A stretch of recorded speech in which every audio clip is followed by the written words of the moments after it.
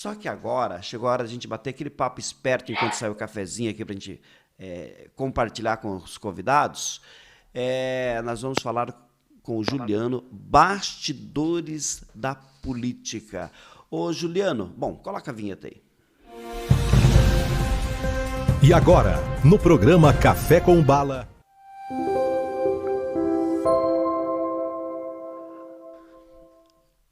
Juliano, o missionário Ricardo Arruda, ele é meu amigo. A gente de vez em quando a gente dá uns cacetes nele, mas ele é meu amigo. Ele, inclusive, ele foi o responsável pelo Gessé da Rocha Zoner, prefeito de Agudos do Sul, a ajudar ele a se eleger vereadores. Porque, deixa eu te contar uma coisa rapidinho aqui, viu, Juliano? Estávamos lá pedindo apoio, né, aos deputados, para que o Gessé pudesse disputar uma eleição em Agudos do Sul para vereador. E daí o deputado Ricardo Arruda, ele reclamava que o Francisco Bir, deputado Francisco Bir, o Ricardo Arruda queria mandar um caminhão de coleta seletiva de lixos para lá, Tijucas do Sul. Chico Bir, não. Tijucas do Sul é o meu município e é eu que mando lá. Eu mando o que eu quiser para Tijucas do Sul. Aí, o deputado estava revoltado. Onde já se viu esses coronéis aí, querem mandar em tudo, não sei lá o quê, né?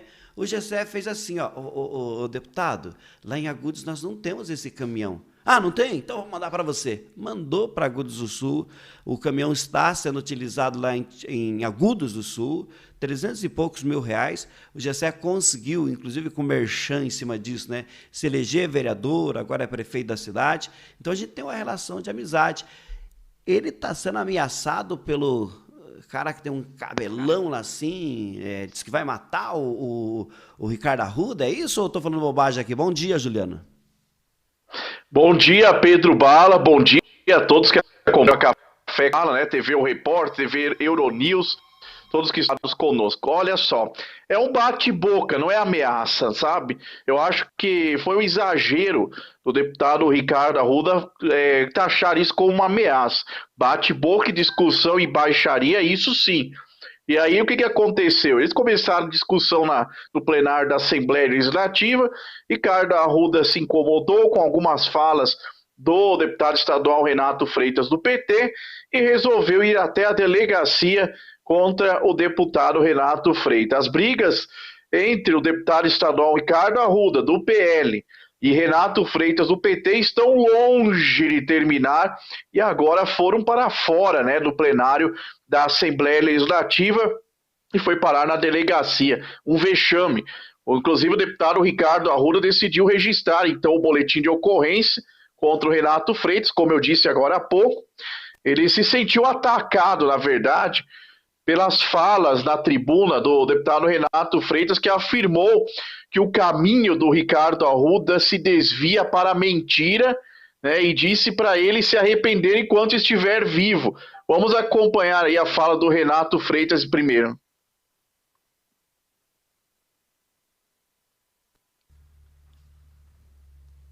Juliano, me ajuda aqui. Oi. Nós vamos colocar a fala do Ricardo Arruda, é isso, né?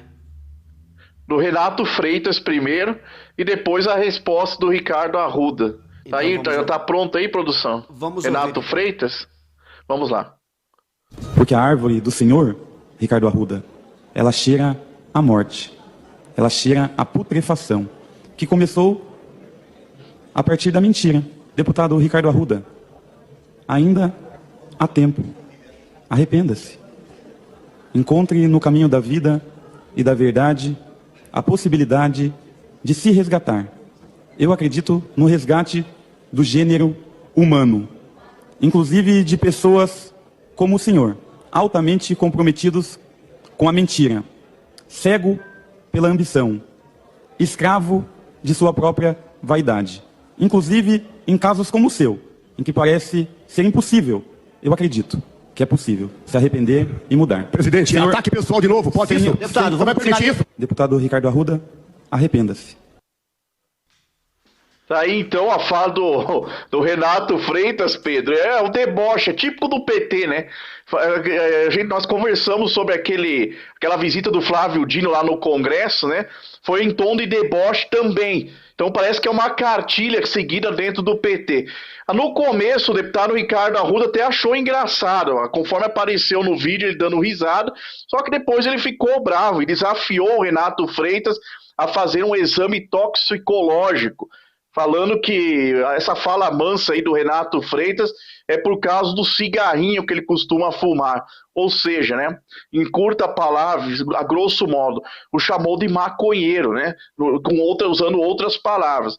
E aí, logo depois dessa confusão toda, o deputado Ricardo Arruda gravou um vídeo em frente à delegacia falando que ia registrar um boletim de ocorrência. Vamos acompanhar. Bom, eu como parlamentar não posso admitir que haja espaço para uma atitude criminosa de um outro parlamentar ficar me ameaçando na tribuna durante a sessão plenária. Por essa razão, hoje eu venho junto com o meu advogado, fizemos um boletim de ocorrência de ameaça contra esse parlamentar. Diante de toda essa confusão, o presidente da Assembleia Legislativa do Paraná, deputado Ademar Traiano, falou com o Ricardo Arruda e chamou a atenção para que ele mantenha a ordem e evite, né, os ataques pessoais dentro do plenário da Assembleia. Agora, a verdade é o seguinte, é uma só. Não houve ameaça, e sim, como eu disse no início da minha participação aqui, houve uma troca de acusações, uma discussão de moleque, inclusive, nem parece que são dois deputados, ou troca de ofensa entre os dois, quer dizer, eles querem ficar em destaque na imprensa, dá a impressão que eles querem os holofortes da mídia em cima deles o tempo todo, querem gerar polêmica sem necessidade, né? Querem aparecer ao invés de honrar o alto salário que recebe, né, dos nossos impostos, fazendo o papel que cabe somente a eles fazerem, que traz ibope para eles, em vez de trabalhar para o povo, né? O mesmo deputado que disse ser ameaçado chamou o outro para sair no soco fora da Assembleia Legislativa e disse que estava armado. Olha que absurdo. Então a Assembleia Legislativa está virando um sanatório direto, com confusões, discussões. Os dois já quebraram o decoro parlamentar há muito tempo. O presidente da casa, Ademar Traiano, não deve se intimidar com isso, ou coagir, ameaçar. Ele tem que jogar essa bomba aí para o Conselho de Ética da Assembleia Legislativa do Paraná, para que eles façam alguma coisa. Para isso que existe o Conselho de Ética. Assim como o Conselho de Ética da Câmara de Vereadores de Curitiba cassou o Renato Freitas quando foi necessário. Ele nem deveria estar aí atuando como deputado estadual se a nossa justiça não fosse corrupta. Então, quem mancha a imagem do poder legislativo tem que cair fora. Não merece ter um mandato, não merece representar o povo. Esse não é comportamento de deputado, é briga de moleque, como eu falei agora há pouco. O que esses deputados estão fazendo não tem nada de ético ou de moral.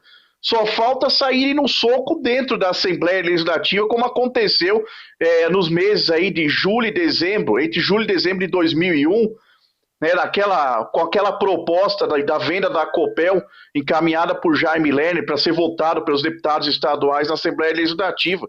A disputa se arrastou na Justiça, criando palco político de brigas dentro da Assembleia, manchou a imagem da Assembleia Legislativa do Paraná já naquela época. Houve confronto entre os deputados estaduais Chico Noroeste, que era da base do governo Jaime Lerner, do PFL, do bloco governista, contra o deputado Luiz Fernandes Litro, do PSDB, os dois que eram da oposição, os dois quase saíram no soco. O Fernandes Litro, o deputado Fernandes Litro, teve que votar fechado numa sala, junto com seus colegas do PSDB, para não ir para a briga em plenário. Houve também troca de socos entre 7 parlamentares naquela época. Foi um vexame. E agora está caminhando para a mesma situação se continuar desse jeito. O que os dois estão fazendo na Assembleia Legislativa está levando o nome da instituição para a lama, jogando na lama. É vergonhoso. Os próprios deputados têm que colocar os dois contra a parede. Só eles podem tirar os deputados do poder através do Conselho de Ética, da cassação, por falta de decoro parlamentar. Que abrem um procedimento interno contra os dois. Essa é a função do Conselho de Ética. Sejam dignos do voto que receberam, que é o mínimo que a população do Paraná espera, viu, Pedro? Perfeito, exatamente, é o mínimo que a nossa população espera, né? Lá na Assembleia não é um picadeiro, né? Não é um lugar de fazer circo, né? E nós esperamos que os deputados ajam como tal. Juliano, grande abraço para você. Tem mais notícia? Beleza. Do Bolsonaro, né? Ontem o vereador Bolsonaro Fernando Teixeira, voltou ontem, né? O vereador Fernando Teixeira, ele que é um dos maiores petistas da história, né? Ele que estava afiliado ao Partido Comunista, mas o Fernando Teixeira nem sabe o que é petista, comunista, ele nem sabe. Ele só vota no Lula, no pessoal lá. Ele fez uma ligação ao vivo para mim na chegada do Bolsonaro. Tinha um monte de gente, mais um monte de gente mesmo. Ele, Pedro, olha, pouca gente, né? Tem pouca gente. Eu falei, pouca gente. O cara é ex-presidente, não está disputando nada. E aquele negócio lá cheio de gente acompanhando ele lá. O que você viu da chegada do Bolsonaro ontem, Juliano? Inclusive, ele chegou por volta... legal, ó. Tá com sobretudo. Bem tranquilo, né? É uma aparência bem tranquila, descendo do avião ali, a imagem dele, né? Ele chegou com um aparato de policiais já fazendo a segurança dele no aeroporto do Distrito Federal, né? Comandado aí pelo secretário de Segurança por determinação do governador do Distrito Federal, Ibanez Rocha, a pedido do presidente nacional do PL, o Valdemar Costa Neto, né? Ele pediu para que fosse mantida a integridade de Bolsonaro e pediu um reforço na segurança.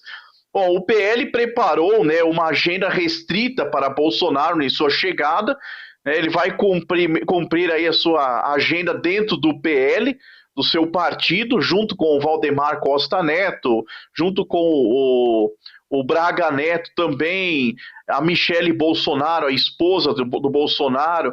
Não vai dar entrevistas por enquanto, vai ficar trabalhando dentro do PL. Então o ex-presidente Jair Bolsonaro está retomando o seu lugar, agora como oposição fortíssima ao PT e ao presidente Lula, até porque a metade do Brasil é da direita conservadora, apoia Bolsonaro.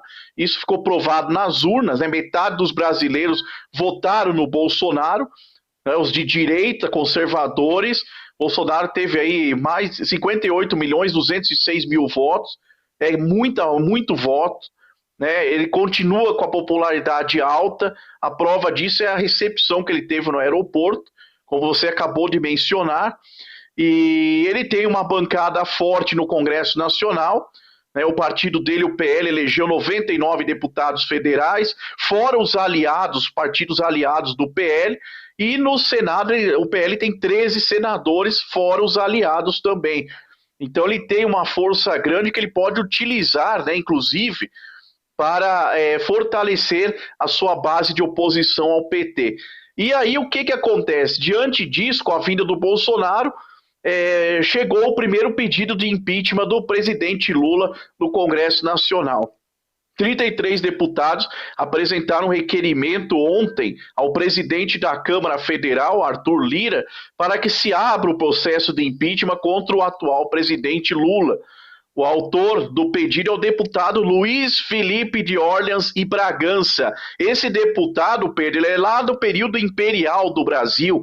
Ele é descendente da família de Dom Pedro I, que descobriu o Brasil, para quem não sabe, né, da família imperial brasileira. A família Bragança governou o Império do Brasil antes de se tornar república entre 1822 e 1889.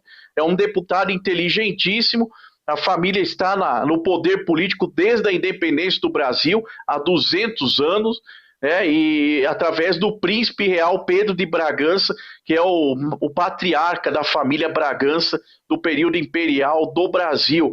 E esse deputado pertence a essa família da nobreza. E ele que apresentou o primeiro pedido de impeachment contra Lula. E o Bolsonaro vai encontrar, né, um governo que já está em crise, que começou muito mal. A gente sabe disso. Se é que começou esse governo, porque até agora eu não vi projetos e propostas efetivas para a população. Agora vamos ver a reação dos outros poderes, né? Essa tentativa está evidenciada de caçar os direitos políticos do Bolsonaro, Eu acho que essa atitude vai prejudicar o governo, o atual governo, é um tiro no pé tentar prejudicar o Bolsonaro, vai mostrar que o Lula está com medo do Bolsonaro, isso não vai ser bom para ele, diante de todos os problemas que ele já enfrenta, mas o atual governo tem sido competente em dar tiros no pé, então não é de se duvidar, talvez não resista a dar mais um tiro no dedão agora, né? Na minha opinião, acho que não deveriam fazer mais esse tipo de burrada, ficar atacando o Bolsonaro como estão atacando o Sérgio Moro, né? Mas como o governo faz o que quer e o Lula acha que pode tudo, né? Faz tudo errado, vão cometer erros se atacarem o Bolsonaro. Acho que tem que fazer uma oposição, sim, responder à oposição, mas de forma branda. Agora vamos ver o que vai acontecer na sequência. O Bolsonaro tem agenda do PL e a intenção do presidente do PL, o Valdemar Costa Neto, é que Bolsonaro saia em caravana pelo Brasil, já preparando o terreno aí para 2026 e para as eleições municipais do ano que vem, Pedro. Vamos ver o que vai acontecer. Vixe, lá vem caravana do Bolsonaro, caravana do Lula, ovo pra todo lado. Vamos ver o que vai acontecer. Juliano, grande abraço, meu amigo. Segunda-feira estaremos de volta, tá bom? Com os bastidores da política. Beleza, Pedro. Deixa eu só mandar rapidinho um abraço pro pessoal que não perde um programa, né? O pessoal lá da GSI segue. Esse pessoal bacana demais, trabalha no Hospital das Graças em Curitiba, no bairro Mercês. Trabalham junto comigo. O Luciano, não esqueci de você, meu amigo. Obrigado pela audiência. Ivanei, também o Iverson, né, que lidera o pessoal. O Iverson já está entrando de férias praticamente. E o Marco, que está se formando em Direito. Estávamos conversando sobre direitos contratuais nessa madrugada aí. Gente, o cara inteligentíssimo aí, tem um futuro brilhante pela frente. Então, um abraço para todo esse pessoal, essa equipe, nota 10 aí. E para todos que acompanham o Café com Bala, e até segunda. Bom final de semana, Pedro. Bom final de semana. Abraço. Juliano Zimmer, ele que entende tudo da política, dos bastidores da política, enfim.